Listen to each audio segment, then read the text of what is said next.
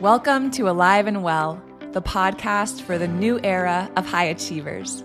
You're done burning out, and you're ready to lead, work, and live in a rhythm that honors both your brilliance and your body. I'm your host, Michelle Grosser. I'm a trial attorney turned nervous system strategist, and I've lived the burnout story. I know what it's like to chase your goals at the expense of your well-being. And I also know it doesn't have to be that way. Here, we're redefining success. It's where productivity feels peaceful, boundaries feel like freedom, and energy comes from within.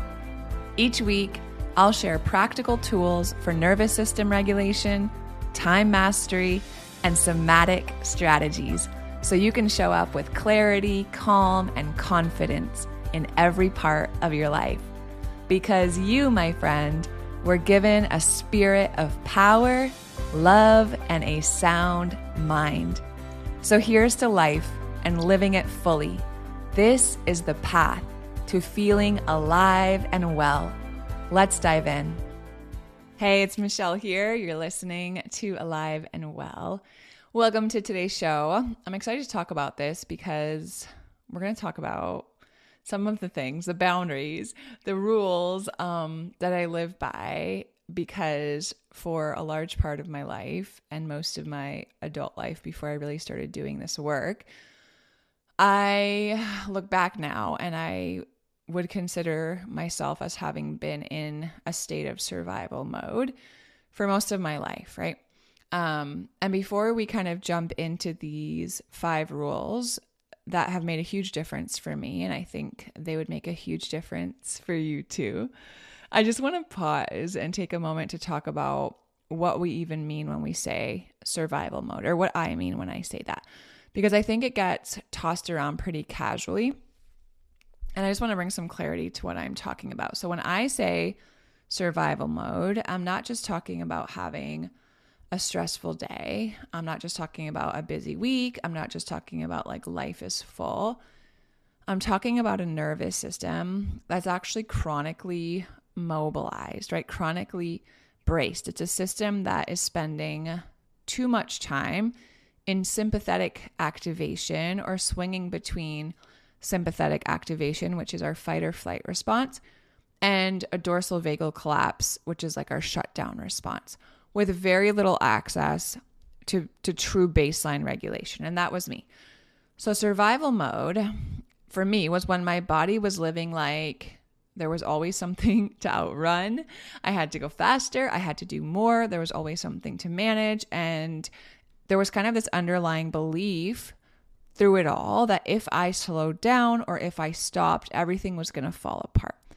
And what makes it tricky is that you can be in survival mode and on the outside it looks completely fine. And that was true for me for the longest time, right? I was productive and capable and high functioning and successful on paper, and I still had a nervous system that was running like an internal ER.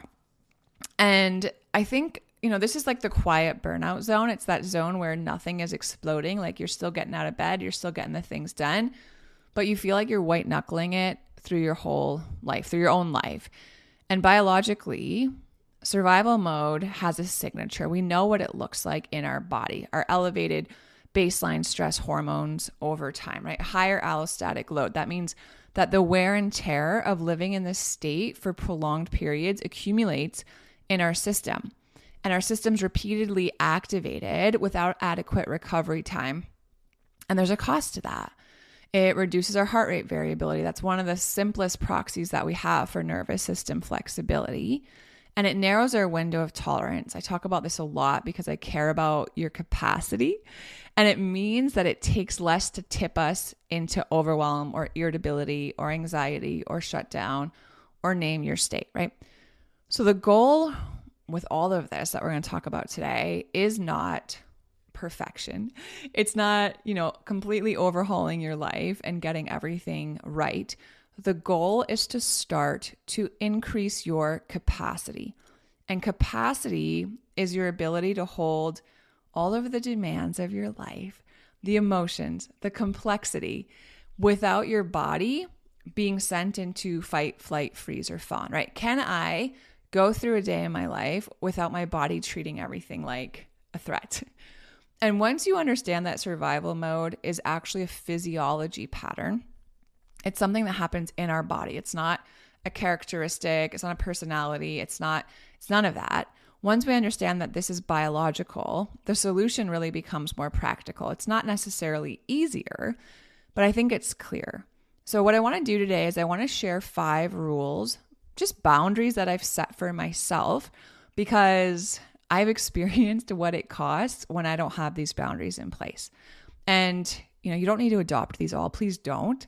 You don't need to copy my rhythms, but I want to give you a nervous system-based framework for what refusing to be in survival mode all the time might actually look like in daily life. So let's go through them. The first one, rule number 1, is that when I feel activated, triggered, frustrated, angry, overwhelmed, anxious, like name your activated state. When I feel activated, I don't stay in my head, I change my state. And this is the first rule because for me at least, and for the women I work with, it's the fastest way out of spiral. So when I find myself feeling activated, before I knew about this work, before I started working with my nervous system, I would try to stay in my head and reason my way back to feeling calmer or less angry or happy or like whatever it was that, where I wanted to be. And now I don't try to figure it out as my first move, certainly. I change my state because activation isn't just a cognitive event, right? It's not just happening in your heads. We just talked about it. It's physiological.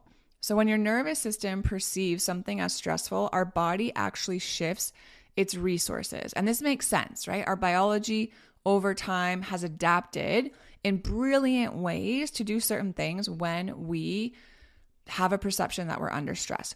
Our stress response activates what's called our sympathetic nervous system. This is fight or flight. And then our body releases different hormones. So norepinephrine, right? Our attention narrows, our body mobilizes energy, our amygdala flags danger, prefrontal cortex, the part of our brain that gives us perspective and nuance and impulse control. All of that becomes less resourced.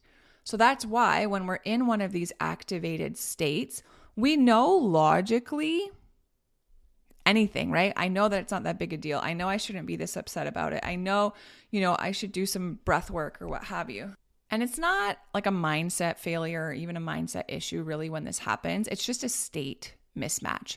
Your thinking brain is trying to talk, but your survival brain is driving the car. And your survival brain doesn't speak in words. It doesn't speak a verbal language. How does it speak? It speaks in sensations, breath, movement, rhythm, posture, facial expressions. All of these things are the language of our body, the language of our survival brain, the language of our nervous system. So my rule is that when I feel myself getting activated and I start to notice my somatic cues of activation, so for me, I'll start to clench my jaw, or I will, tighten my shoulders and they're kind of like up by my ears, or I'll notice that my voice changes, or all of a sudden I start feeling hot, or a tightness in my chest. And maybe you resonate with some of those too. When I start to notice those, I go body first. I get out of my head and into my body. And the fastest levers to shift your state, you guys, are movement, breath, specifically longer exhales, vocalizations, because the vagus nerve pathways go through the throat and face, and then rhythmic bilateral input, because that supports integration and really interrupts that threat looping.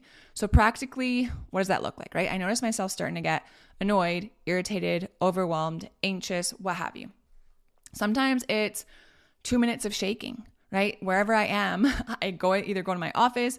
If I'm in the car, I can do it. If I am home and I want to just like step into the garage or the bathroom or go outside or go in my bedroom. Not shaking as a performance or a workout, but really as a stress cycle completion. Because when you mobilize for fight or flight and don't discharge, that activation stays in your system. So shaking is exactly what it sounds like, right? Just shaking out your body, shaking out your arms, shaking out your legs, moving your hips, shaking all your extremities. It gives your body an end point. Sometimes it's breathing. Sometimes it's a physiological sigh. I teach this so much because I love it. And the way that it works is that it's 2 inhales through your nose and then 1 long extended exhale.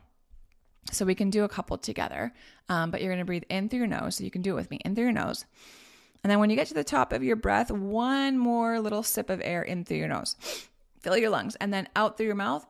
And you can purse your lips like you're breathing out through a straw and let that exhale really extend. You can do a few more on your own as you're listening. But that particular breath increases your parasympathetic activity. That's your body's calming mechanism, and it really helps to downshift arousal. Sometimes it's humming, and I know humming sounds like too simple to even be helpful, but the anatomy is real. Your vagus nerve, your body's calming mechanism, right? That interfaces with your muscles in your face and your throat and your larynx. And when we hum or sing, there's a vibration, right? And that vibration and the prolonged exhale, double whammy, through humming, through singing, those are sensory cues of safety to our body. And sometimes, guys, it's as simple as just getting outside and taking a walk. Walking gives you what we call bilateral stimulation, right? Left foot, right foot, left foot, right foot. Same thing with your arms swinging, right? Bilateral rhythmic stimulation. And it metabolizes stress chemistry. So it's not just like, I need to get some fresh air. It's actually completing the mobilization in your system that was initiated by whatever's activating you. And, also, I just want to say a word about anger here, because I think this is one of the places so many high achieving, high performing, high capacity women get stuck. When I feel angry, frustrated, ragey, I used to make it mean something about me, right? Man, I'm out of control. I need to have more self-control. I need more discipline. I need to be more stoic, like whatever the story was. I don't do that anymore because I know better. I know better and I can do better. When I feel ragey, I don't make it mean anything about me or my character or my discipline or anything like that anymore, because I have learned that anger, there's nothing wrong with anger in and of itself. It's not a moral failure. It's actually a really powerful emotion that can be used for so much good, but it's a signal like anything else, right? It's a signal that something feels violated or blocked or unfair or a boundary's been crossed or what have you. And anger is a mobilizing emotion. The problem isn't the anger itself, right? The problem is that we don't know what to do with it. And most of us don't have healthy discharge pathways. So if you're someone who's like, yeah, but I'm rarely angry, I would encourage you to reevaluate that, because I thought that for the longest time. And what I learned is that I was just a pro at suppressing my anger. So much so that I thought I was like the world's, calmest person. But I wasn't. I was just really good at suppressing and denying and ignoring the things that were making me angry. And what happened when we suppress our anger, it converts into something else. It doesn't just go away and disappear into the ether. It converts into anxiety. It converts into resentment, fatigue, bitterness, right? It leaks out as a sideways comment or sarcasm or an eye roll or irritability. So my boundary is that my anger gets processed, but it doesn't get judged. And processing for me is often really, it's physical. So it looks like, a 2-year-old having a temper tantrum. I go somewhere where I can just be alone. And for 2 minutes, I'm stomping, shaking, screaming into a pillow slams, pushing against a wall, shadow boxing, running sprints in my driveway. Even certain breath work with longer exhales or quicker breath work, all of these things can help energy move. And the point is that I'm not really trying to just, get it out so I can be kinder. That's an awesome byproduct, but I'm really trying to regulate my nervous system, because regulation is honestly, that's the foundation, right? That keeps my anger from spilling out onto the people that I love. Okay, so that's rule number 1. When I'm feeling activated, I get out of my head and I get into my body to change my state. Rule number 2, the second thing that I live by, because I refuse to live in survival mode, is that when time feels scarce And this has gotten better for me, but I used to feel like I was always rushing or behind. There wasn't enough time. There wasn't enough help. There was too much to do. And I would feel like time was scarce often, right? Probably most of the time. When I feel that way now, what I do is I slow down on purpose. And I have had to practice this because it goes against every fiber of your being when you feel like there's so much to do and not enough time. But honestly, this is one of the best things you can do for yourself. It sounds counterintuitive, but it's one of the most powerful boundaries I've ever practiced. So when my brain is trying to convince me that there's too much to do, there's not enough time, I'm never going to get it done, why don't I have more help? I need to be better organized, I need to be more productive, whatever all that, mumbo jumbo is that's going on inside of my brain. I just treat it as a nervous system cue, not an objective fact. Scarcity is just a threat signal. Time scarcity, money scarcity, approval scarcity, capacity scarcity, all of it. It just lands in the brain the same way. It's potential danger. And when your brain perceives danger, it speeds you up, which makes sense, right? If you're going to be in fight or flight, you're going to have to move pretty quickly. What happens when we speed up? Our breathing gets shallow. Our movements get kind of like sharp and quick and jerky. We start multitasking. We are like interrupting ourselves, others. We're rushing through our meals. We're rushing through our transitions. We're rushing our kids and everyone around us. We're rushing our teams. We're rushing ourselves. Rushing, if you hear nothing else in this podcast episode today, hear this. Rushing is not neutral. Rushing is a physiological state. And if you're already activated, i.e. feeling anxious or overwhelmed or in fight or flight, rushing will compound that activation. So my boundary is that when I feel the need to go faster, I completely shift that on its head and I downshift deliberately. Not just like as a vibe, I physically slow down. I just sit for a minute and I slow my movement. I slow my breathing, right? Whatever I'm doing, if I'm eating, right? I can get caught up and I'm having lunch and I'm like downing it so quick so I can go to slow down. Taste your food, right? If I'm having, maybe I go make myself a tea and I just sit on the balcony at my house and I drink my mug of tea slowly and I rock in my little rocking chair on my balcony slowly. And then I walk to the next room slowly and I wipe down the counters slowly. Does it sound annoying? It probably like that would drive me crazy. I can't stand slow people. Guys, that's just a red flag. Your body is craving it. And what happens when you slow down is you are telling your nervous system in the language that it understands that you are not being chased. You are not under threat. There is no need to be in fight or flight right now. Okay? This is really powerful, especially even just like slowing your speech. That's a social safety cue. It impacts co-regulation in your environment, especially if you're a mom, because your kids literally borrow your nervous system. We share a nervous system with our kids until they're about 7 years old. Okay. Co-regulating is a real thing. So, what does it look like? Sometimes it's me just choosing a slower pace in the most practical way. Even like in the morning, sometimes I'll wake up and I'm like, I got to get going. Like we got to get everyone out the door. I got to make sure that the kids are ready for their, whatever the exams they have today. There's a project. Everyone has to make their lunches. Like, nope. I'm going to take a slow shower, right? I'm going to unclench my jaw and I'm going to widen my peripheral vision. And that matters because when we're under threat, our vision narrows, safety widens it. I'm going to intentionally exhale slowly while I'm doing normal things, washing the dishes, packing the lunches, driving. I'm going to stop narrating urgency in my head, right? The story of like, there's so much to do, there's not enough time. That gets cut, nip that in the bud. And here's the thing that most people don't expect. When I slow down, surprise, surprise, I actually lose less time. Because urgency makes you sloppy, right? When I slow down, I get to measure twice and cut once.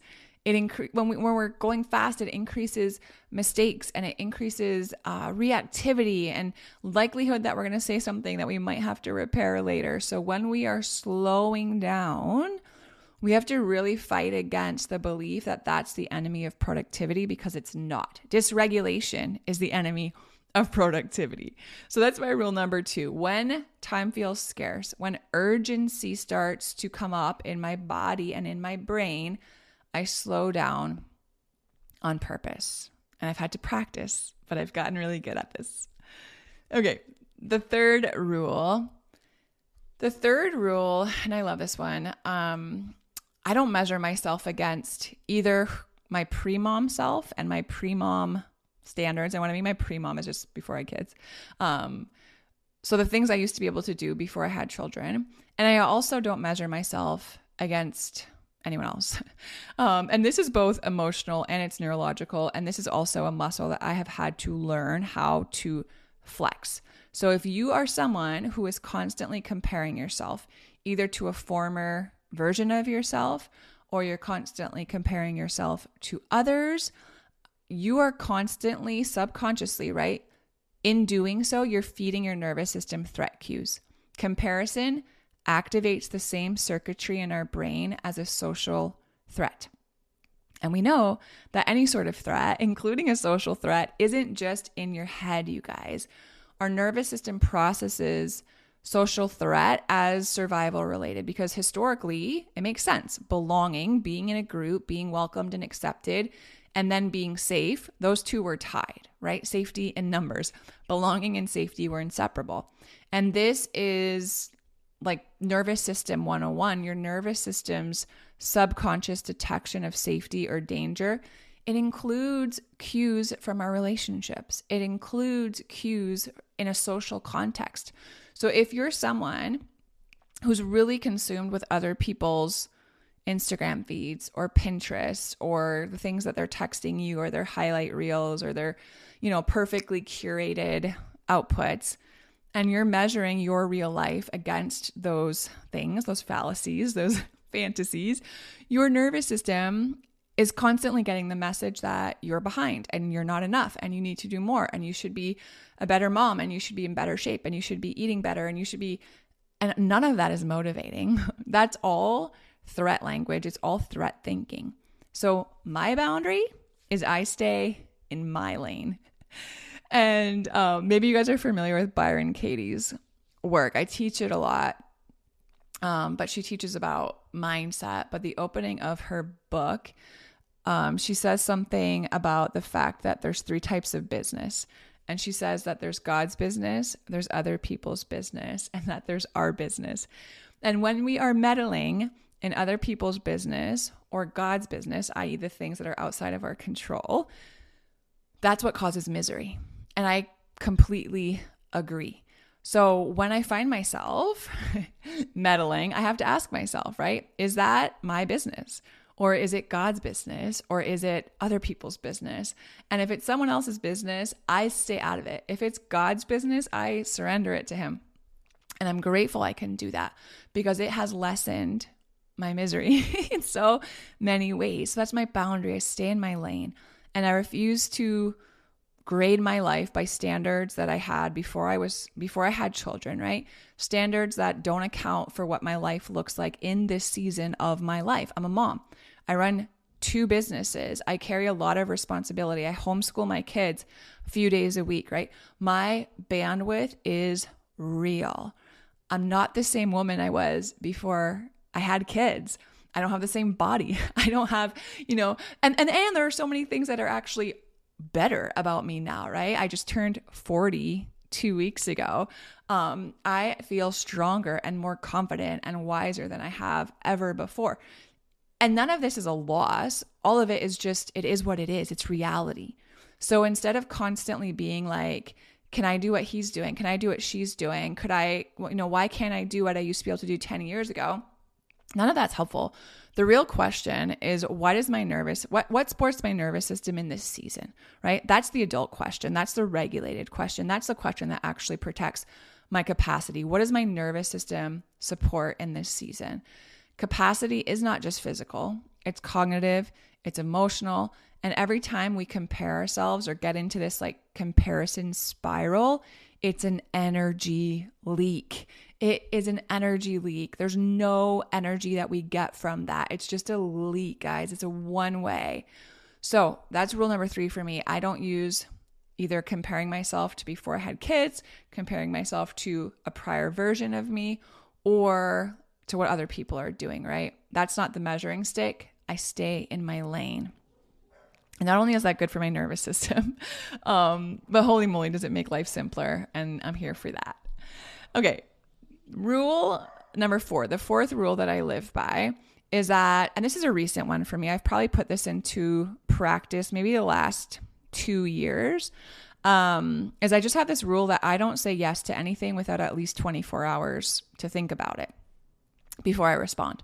And I think this is one of the cleanest capacity protectors I've ever implemented. If you're going to start anywhere, maybe start here, right? Don't say yes to anything. Don't agree to anything, to do anything, to go anywhere, to pick anything up, to coordinate anything, to lead anything, unless you give yourself 24 hours first to like let it land and see if this is really something you want to commit to. Because the biggest threats to capacity, it's not always like these big decisions, these big commitments, the big things we take on. It's the accumulation of all the small little yeses that were like, that we didn't really actually fully choose. It's the play dates, it's the commitments, it's the volunteering, it's the quick favor here and there, right? It's all the meetings and the project that, yeah, I can do it, so we do it. And these automatic yeses, I mean, they come from so many different places. You guys are probably well aware of this, but people pleasing, yeah, for sure. But I think it's more complicated and it's more nuanced, maybe is a better word than that. There's just social pressure to participate, to be helpful, right? We don't want to disappoint others. There's also so much of this that's wrapped up in our own identity. And when I speak, I'll speak for myself. Like I liked being known as, and being, I still do, right? Being known as the capable one, the one who'll get stuff done, right? The one that's really good at like coordinating all the things and showing up and making it happen. Or sometimes it's even like this belief that we're not even consciously aware of, this belief that we have of ourselves, like I should be able to handle this. And from a nervous system standpoint, every single one of your yeses has a cost. And I'm not saying you say no to everything, but I'm just saying be discerning, because every commitment, it's not just time, you guys, it's attention, it's transition energy, it's an emotional load, it's a cognitive load. And the more activated you already are, I'm telling you right now, the more expensive every single yes becomes. So just giving yourself some space, 24-hour pause, right? Maybe not everything can have 24 hours, but most things can. And if you can wait 24 hours before you respond, it gives you something crucial, which is space for a state change. What do I mean by that? Let that initial like impulse, right? That patterned response, maybe it's adrenaline, maybe it's people-pleasing energy. Let all of that settle so you can decide from a place where you're regulated, and then you get to choose if it's true yes from like, it just feels aligned and right for you, rather than something else, right? Than urgency or the things we just talked about, the social pressure, fear of disappointing others, what have you. It also allows for interoception. I love this because your body already knows if it's a yes or a no. So often our mouth will say yes before we even tune in to what our body already knows, right? To what our body's response is. So if we slow down and check in with our body, we have a second to just like read the internal signals to come online, because your body knows before your brain. So ask yourself in the moment, like, do I really want to say yes to this? And your mind might say yes for all the reasons we just talked about. But at the same time, there's like a pit in your stomach, or at the same time, like there's just like a weight on your chest, or at the same time, you can feel your heart start to race, or like this headache come on. That's just like this feeling of dread, right? That's all data. And when you pause, it gives you the space to check in, read the data. So my default response is super simple. Let me check my calendar. Can I get back to you tomorrow? Right? Even if I could technically make it work, the pause isn't a stall tactic. It's a boundary that I have. And it's one of the ways that I've stopped living by default. So that's number 4 for me, 24 hours before I say yes to anything. And then the last one for today, rule number 5. I'm so passionate about this. I honor my sleep rhythm, my sleep schedule, like it's my job, like it's nervous system medicine, because it is. Sleep is not, I don't know, whatever you want to call it. It's not like self-care in the sense of like, it would be nice to do this for myself. It's not personal development. Sleep is neurobiology. And one of the quickest ways to lose your capacity, you guys, is to just chronically disrespect your particular sleep rhythm. When you don't sleep enough, it's not just that you're tired. It's that your amygdala, your brain's little alarm system, it becomes more reactive when you're tired. Your prefrontal cortex, that's the part of your brain that's responsible for executive function, that part of your brain becomes less effective at regulating. So your emotional brain is actually amped up, and then your brain's like brake system becomes weaker. So it's a 1-2 punch when we're sleep deprived. And it's not just that, right? It also impacts so many different things. It impacts insulin sensitivity, your appetite hormones, inflammation, cortisol rhythms. So you're not just tired, you're reactive.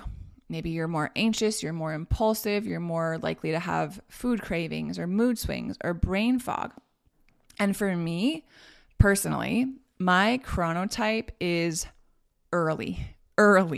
I function best. I feel best when I go to bed early and I wake up early. That's how my body loves to function. And I go to bed early, you guys. Like, I go to bed with my kids. So I usually put them down like 7:45, 8 o'clock. They're in their beds. They're going to bed. I will go, wash my face, do my skincare, wind everything down. I usually get into my bed around 8:15, 8:30. I turn on, I use like a little amber red reading light that I turn on. It's like dim and cozy. I have my sound machine. I spray magnesium on my feet. I have like a hand lotion that I use that smells like lavender and eucalyptus, and that like just calms me down so much. And then I read. And I read until I get so sleepy that I'm about to fall asleep. And usually that's like 20, 30 minutes. So by like 8:50, 9 o'clock, I am out like a light and I sleep like a rock. And then I wake up around 4, give or take probably 20 minutes on either side of that without an alarm.